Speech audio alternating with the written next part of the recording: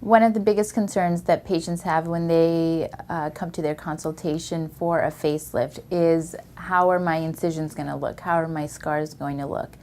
And it's a really individual experience. So there are some patients who would actually benefit from having their facelift incision be in front of the tragus, or the little cartilaginous portion in your ear. And in other patients, it's better to put that incision behind the tragus.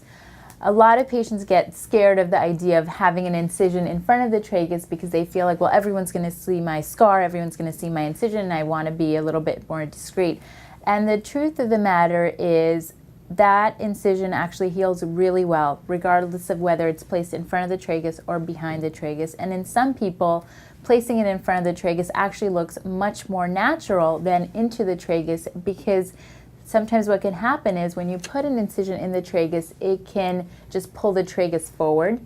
And it's different skin on the tragus and on your face. So if you're essentially dragging the skin of your face onto the tragus, or that cartilaginous portion, in some patients that's just a dead giveaway. No matter how well that incision heals, if there's a difference in tissue types or skin color or skin type, that's going to be a dead giveaway of a facelift, as opposed to having an incision in front, which is going to heal really well and almost imperceptibly.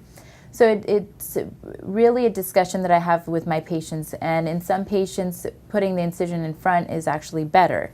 In most cases, it's fine to put it behind the tragus and have it lie in that crease and not have anyone see it. But it's an individual discussion that I have with each patient and say, well, for you, I think it's going to be better to have this incision or that incision. In some patients, I say it's really up to you. You're going to look fine regardless, and it's going to be well hidden regardless, and it's really up to you.